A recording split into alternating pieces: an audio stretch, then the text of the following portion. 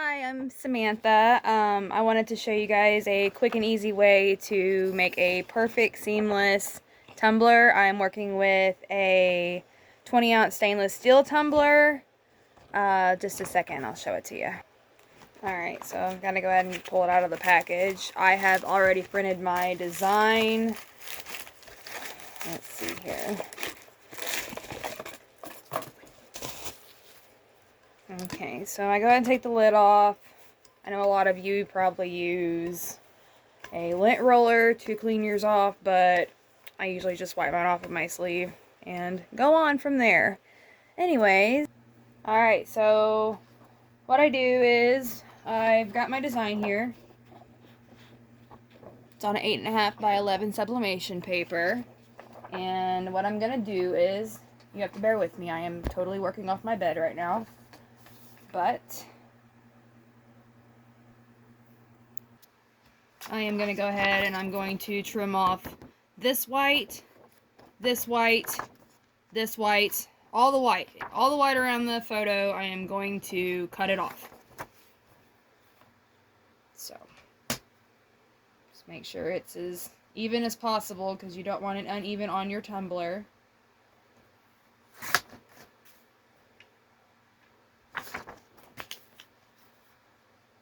Alright, so once you get that done, we'll move on to the next step. Alright, so you're going to want it to look like this. I got a little bit of white over here. You can cut that off if you want to. For me, I'm not going to today. But anyways, we're moving on to the next step. Alright, so now what I'm going to do is I'm going to take I got the cup upside down. See, there's the bottom. I set it flat on a flat surface. That way I can take the image and it's upside down with the cup. And I'm going to place it around the cup. And I'm going to make it as even as possible, excuse me. So, putting it upside down, that way everything's perfect because you want it to be lined up with the rim of your cup. That way you have a seamless look. Alright, so once you get that done, we'll move on to the next step. Alright, so we want to make sure that this is around the cup as tight as possible. So you're going to push it around. Keep pushing until it is lined up straight. You want it straight or you will have an overlap and it will not look very good. Alright, so I believe I've got mine about as tight as it's going to get, and I'm going to go ahead and pull out my tape roller here. Got this on Amazon. Pretty cool. Anyways, so once you get that done, I usually start from the top. Ooh, hold on a second. I need to make sure this is lined up just a little bit better. Alright, I'm back. So I'm going to go ahead and start from the top. And you want the part that goes over to start where you put your tape. And I always start from the very top. You want to make sure it's tight, so if you feel like you need to take off your tape and pull it over some more, don't be afraid to do it. I felt like I had a little bit of extra slack right there, so I wanted to make sure it was good and tight. Anyways, I'm going to pull it over and I'm going to tape it all the way down the seam as tight as possible. And you want to make sure that you don't have a lot of air bubbles in the seam where your tape is. So if you need to, you can get let's see where it goes. I use this. Came with my Cricut. But I'm sure you can use a card or whatever and you can rub out any kind of bubbles that are right there because that's what's going to cause your ghosting. We don't want that, so anyways, do that all the way down. And then once you get to the very bottom, we'll move on to the next step. Alright, so whenever you guys are done taping the center part here, it should look something like this. And I always re-go over it with my scraper thing, whatever you call it. I'm sure it might have an actual name, but I don't know the full term name for it. Anyways, just go through, make sure you don't scrape your tape off, but go through and make sure you get all the air bubbles out of this tape. You don't want no air bubbles in your tape job. Anyways, moving on to the next step. So I wanted to show you guys, I use a blue tape, a blue heat tape for the center because it's like extra sticky.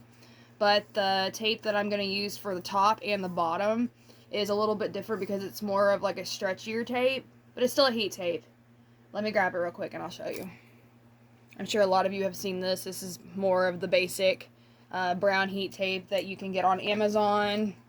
I'm sure many other people sell it, but you guys are going to be so excited to see how simple it is to get a perfect seam. Honestly, a lot of the other videos that I've seen make you do a lot of extra stuff that I feel like is completely unnecessary, because when I do this, I get a perfect seam. Anyways, what I'm going to do is, I don't know if you guys can see here, but I'm going to start by taping around the top, see?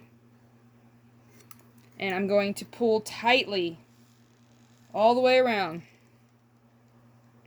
See? All the way around my cup. Make sure you're not pulling too tight where it starts putting creases in the center of your cup. You don't want it to do that. But you want to pull and pull and pull until it's tight and you don't see any creases in the top of your tumbler wrap here. Anyways, once you guys do that, we're going to head to the bottom of the cup. Alright, now that I got the top done, I've got it kind of wrapped up like this, super tight, not too tight where it creases this part, because once you start seeing creases in this part, that's how you know that you've probably wrapped it on there too tight. Anyways, I'm going to head to the bottom of the cup now, and you're just going to do the exact same thing. You want your tape to overlap the paper onto the cup just a little bit to where it kind of creates a airtight seal. Anyways, so I'm going to start by placing my tape here, and you just want to wrap it around. Wrap it around tight. I have found this to be so much more simpler than taking individual pieces of tape and wrapping it around, which takes a long time, and we all know that. It's a pain in the butt. You guys do this right. You guys put just the right amount of pressure and go over it multiple times to where no air can get out or in. You know, sometimes when you put it in the press and you hear that sizzling noise, well, you won't hear it no more when you do this. I just go around it as many times as possible to make sure that it's on there as good as it can be. Around and around, and then we're going to cut it off. Okay. Alright, and I usually look just to make sure. I've never had a problem with this, so pretty much as long as you're putting the right amount of pressure on it, you should be good. And then after you do that, you want to look down the center of your cup, and you want to turn it sideways to make sure that you can't see anything in it. No bumps, no nothing. And if you do see bumps, which I don't see any on mine right now, but you just want to go over by placing a piece of tape over it to flatten that air bubble there in the center. Other than that, we're ready to press, and I'm about to show you guys that. I have my heat press set at 345 degrees, and we'll go from there. 1 second.